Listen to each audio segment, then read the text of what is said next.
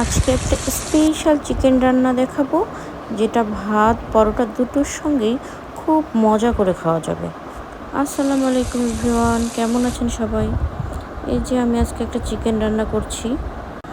অনেকেই আছে ব্রয়লার চিকেনটা খেতে পারে না, তাদের কাছে একটা ব্যাড স্মেল লাগে।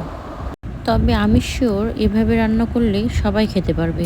প্রথমে আমি চিকেনটা ধুয়ে আদা, রসুন, লবণ, হলুদ দিয়ে কিছুক্ষণ মেরিনেট করে রেখেছি। আর এই যে ব্যাড স্মেল দূর করার জন্য অবশ্যই গোলমরিচের গুঁড়া লাগবে। এটাই হলো এই চিকেনের স্পেশালিটি। পেঁয়াজ ব্রাউন করে ভাজার পর এই যে একটা মশলা দিলাম, এটাতে কী আছে জানেন? পেঁয়াজ, কাঁচামরিচ আর একটু গোটা জিরা, ধনিয়া, এগুলা ব্লেন্ডারে পেস্ট করেছি। আর তার সঙ্গে দিয়েছি টমেটো কেচাপ। এখন আর কি রেগুলার যে লবণ, হলুদ, মরিচ গুঁড়া, মশলার গুঁড়ো, এগুলো খুব সামান্য অল্প অল্প করে দিচ্ছি। তবে চিকেনের ব্যাড স্মেল কিন্তু দূর করবে গোলমরিচের গুঁড়া আর টমেটো কেচাপ। এখন আর কি সব মশলা দেওয়ার পর তেল উপরে ভাসা পর্যন্ত মশলাটা কষাতে হবে।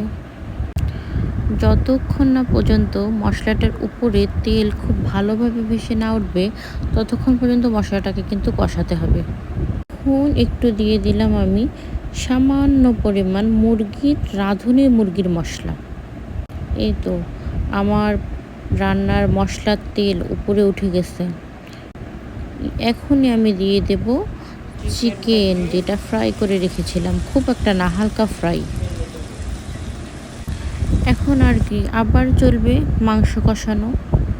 যেদিনই আমি দুপুরে একটু নর্মাল তরকারি রান্না করি, সেদিনই আমার ডবল খাটনি হয়। রাতে আমার আবার রান্না করতে হয়। কি আর করার, আজকে একটু নর্মাল দুপুরে রান্না করেছি, বাচ্চারা কেউ ভাত খায়নি, তাই আবার ওদের জন্য রাতে চিকেন রান্না করা লাগতেছে। এই তো অলরেডি আমার চিকেনটা হয়ে গেছে। এটা আমি ঝোল রাখবো না, এরকম ভুনা ভুনাই রাখবো। কারণ যেহেতু আমি ছোট ছোট পিস করেছি, এটা পরোটা দিয়ে খাবো আর বাচ্চাদেরকে ভাত দিয়ে খাওয়াই দেবো। এই তো আমি আমার জন্য একটা ফ্রোজেন পরোটা একটু সামান্য ঘি দিয়ে ভেজে নিচ্ছি। আমি রাতে এটা পরোটা দিয়ে খেয়ে নেব।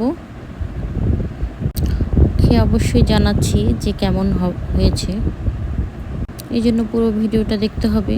এই তো আমার পরোটা ভাজা হয়ে গেছে। সামান্য একটু চিকেন নিলাম। সত্যি বিশ্বাস করবেন না, চিকেনটা পরোটা দিয়ে খেতে অসাধারণ, খুবই মজা লাগছে। এখন বাচ্চাদেরকে ভাত দিয়ে খাওয়াই দিচ্ছি। ভাত দিয়ে ট্রাই করে দেখলাম, তবে এই চিকেন পরোটা দিয়ে বেস্ট। সবাই বাসায় অবশ্যই ট্রাই করবেন, আই এম শিওর খুব ভালো লাগবে।